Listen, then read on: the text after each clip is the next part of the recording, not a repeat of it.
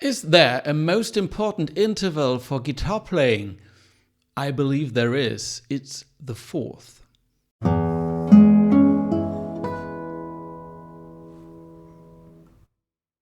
So why is the fourth the most important interval for guitar players? It's the most important one because the guitar is mainly tuned in fourth. So for the mechanics of the fretboard, it's important to know how a fourth works on guitar to understand how all the other intervals work on the fretboard. So let's see what a fourth actually is. And we look in notation. What you see is one note on a line, the other one in the space. This is the B and the E of the second and first strings. Melodically, ascending or descending. And if it's an interval in a chord, it's one beneath the other. So the name fourth derives from the fact that if we fill up the space between the two notes with scale notes, we get 4 grades of a scale. 1, 2, 3, 4. The enclosed notes are 2 of them. So that's how a fourth is made in notation. Let's do a little notation reading exercise. Here is quite a number of intervals. So what do you have to look for? Look for an interval where one note is in the space, the other one is on the line. There must be one space and one line enclosed. If you like, just stop the video and think about it for a second, because here is coming the solution. I marked them with a green sign, so you easily find the fourth. 1 on the line, 1 in the space, 1 line in space, enclosed. The name of the fourth we understood, 4 grades of a scale enclosed in that interval. But the quality is an interesting issue to think about because it can change. The fourth that we have mainly on the guitar is a perfect fourth. And a perfect fourth has exactly 5 half steps. Let's take a look in notation again. Here you see the notes from D to G. The enclosed half steps that you actually don't see are marked in red between E and F and B and C. Now let's put out the fourth B, E. Here you see enclosed the half step BC and then a whole step CD and another whole step DE, which means 1 half and 2 whole steps, which are 5 half steps or semitones as a total. Here you see on the tone clock the interval of the perfect fourth BE, and what you can see is that B, C, D, E are the 4 notes that form the fourth, and the steps are 5 on the clock. Each hour of the tone clock is 1 half step. We have anyway in the tuning of the guitar not only fourth, but there is one major third in, which is from the third to the second string, from G to B. The 3 notes G, A, B for the third and the 4 steps between the hours. Now that major third is a bit tricky for the mechanics of the fretboard. We will come to this. Our hand covers perfectly with 4 fingers 4 half steps. Well, for the fourth we need 5 half step. 4 fingers are not enough. I will show you that on a fretboard tab.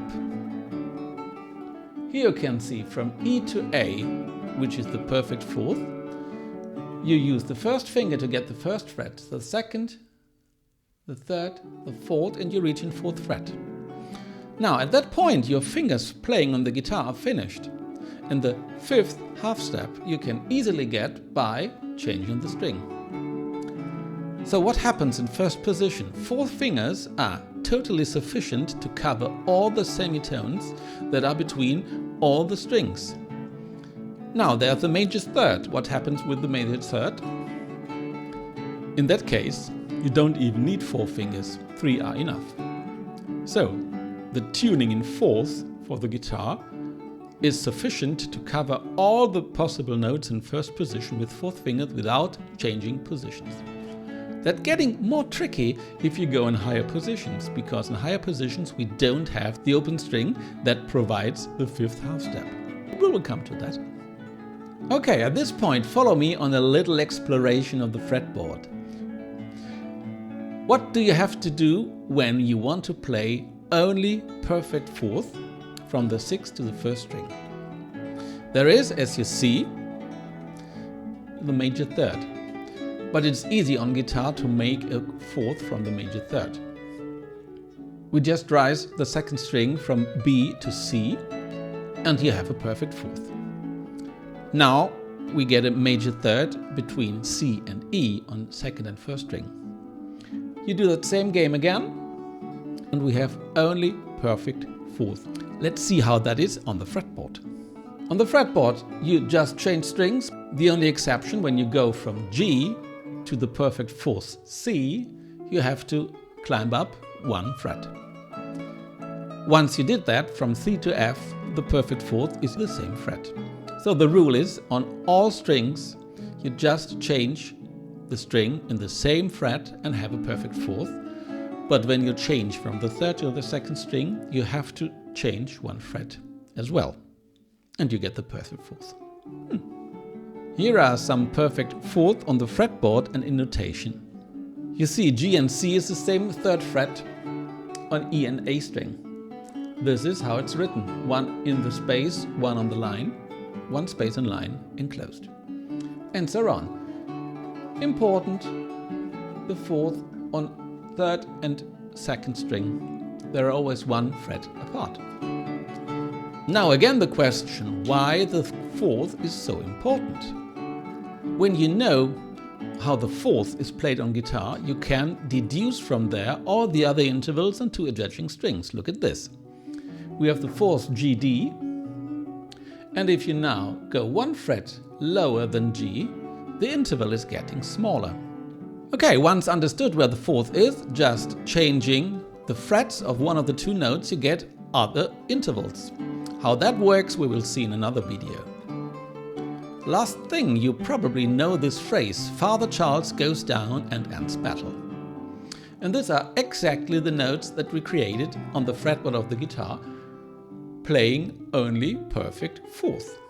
Father Charles goes down and ends. Ends. We have 2E.